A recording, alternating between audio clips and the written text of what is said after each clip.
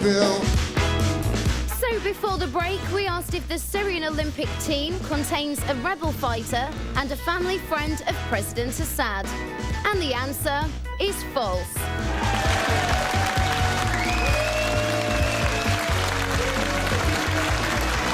That's right, it was a big fat falsie, that one, as only the family friend is in the Syrian Olympic squad thus far.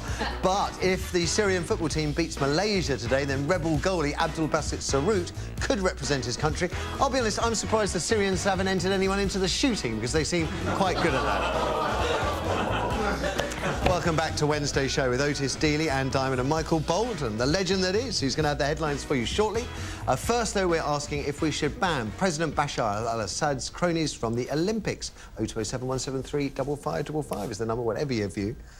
Opposition activists, that's Syrian opposition activists, reckon giving an army general and 4 officials loyal to the murderous Assad golden tickets to the Games sends out a terrible message and will give the regime a degree of respectability. And it is odd, isn't it, to lavish VIP treatment on people connected to a regime that has been blamed for the murder of more than 8,000 protesters. This is since the uprising began a year tomorrow. 250,000 people have also been forced to flee their homes.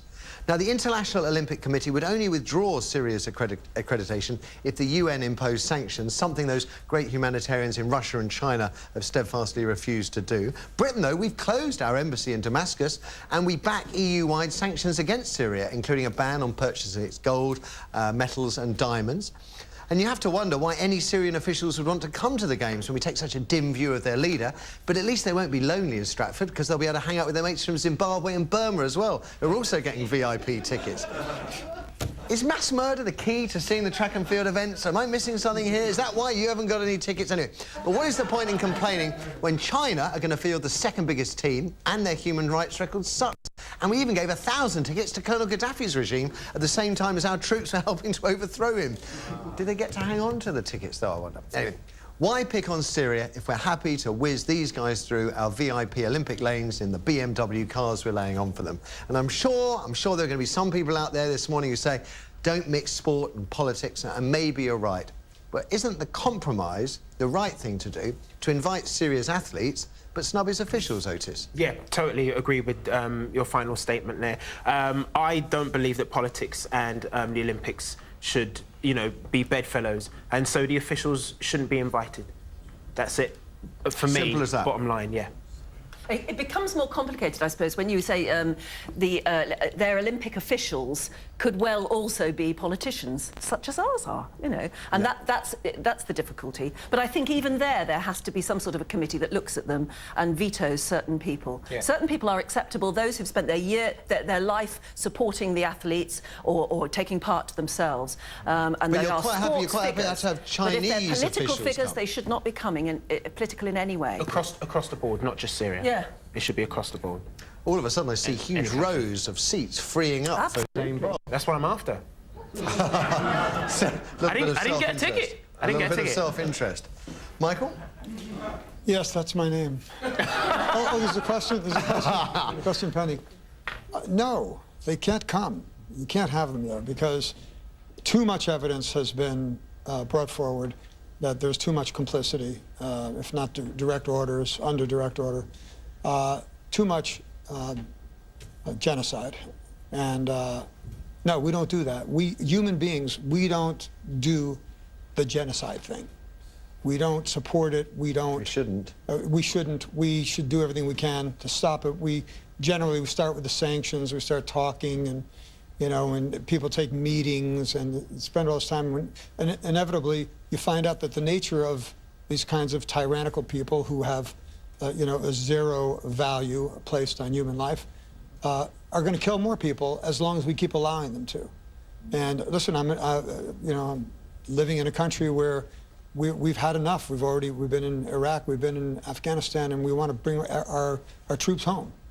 And we don't want another war. But if this continues, you're going to have a lot of Americans just, you know, watching the news, just saying, let's go as a, you know, coalition force and just end it for the brutality that's being inflicted upon innocent people. If you start singling on Syria, then you also have to look at Zimbabwe, China, Russia to some degree. There's plenty of other countries. I mean, and I'm thinking there's probably states out there that will probably be pointing the finger at the UK and the United States as well, and it becomes very, very complicated.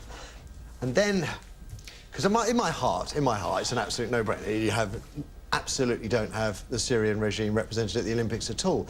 In my head, I just start thinking, if you start picking and choosing, it makes life very difficult. It makes life, perhaps for the Syrian athletes, very difficult if their people weren't allowed to come with them, if they had no support, and that maybe the simplest solution is politics is over there, sport is over here, and never the twain should meet. Well, you know, I could go to too many powerful, pivotal times in our history, right? You know, should we allow Himmler and Rommel to come in because they happen to be in the area and they want to see, and they, you know, I mean, it's people who are you know, complicit in it, and I agree. Let the athletes, let the citizens come, because what we're all looking at is that the citizens are now the victims of the travesty that's going on. That's another story, and that's also the world recognizing and taking the side of the individuals, and people, and valuing the human life and what they've strived to do with their lives. And don't penalize them, but how can you possibly let the people who are allowing this, condoning it, and you know, for all our evidence we gather, they are really driving it. Okay, well, what about... It's not that difficult a line to draw, because if we have already withdrawn diplomatic relations with them, which we have, America has, France has as well, I think, pulled out our embassies and all our diplomats, then it means that we are not officially getting on with that country. So, yeah, we say, all right, we're not going to invite, therefore, representatives of your government. It is, however, a sporting event. We invite your athletes. It's the IOC that runs the shop. And they say they'll only do it if there's a UN embargo, UN sanctions, and Russia and China won't allow that to happen. The UN doesn't do anything. We're just the hosts. Yeah. And what about one other thing, Otis? We've got to think, you know, the old phrase, you know, keep your friends close but your enemies closer. I mean, I don't know how, when we were talking to Gaddafi and he was still in Libya, you know, 1,000 tickets does seem like an enormous amount of tickets to send to Libya. That's probably more than their entire squad added together with officials.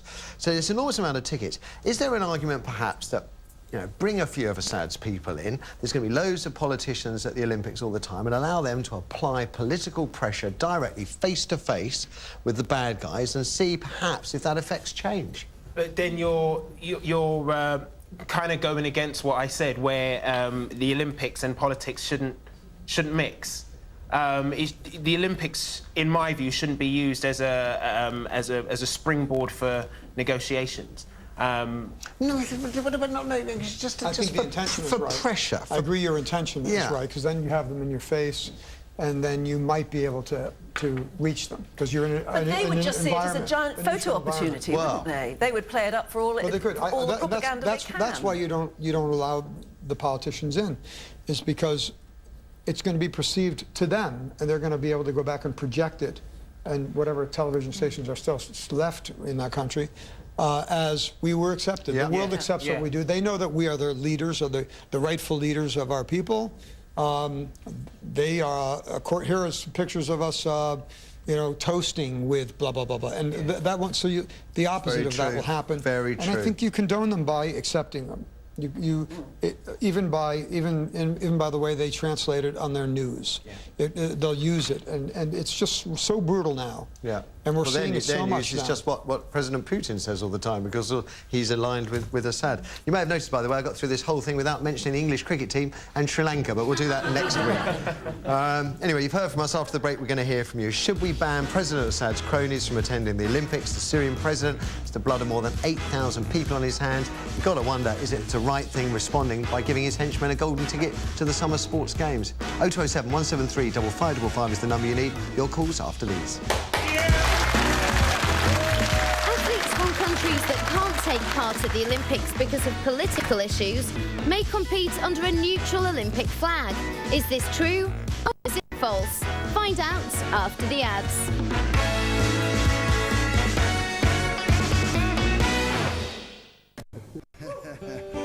All right, this was written in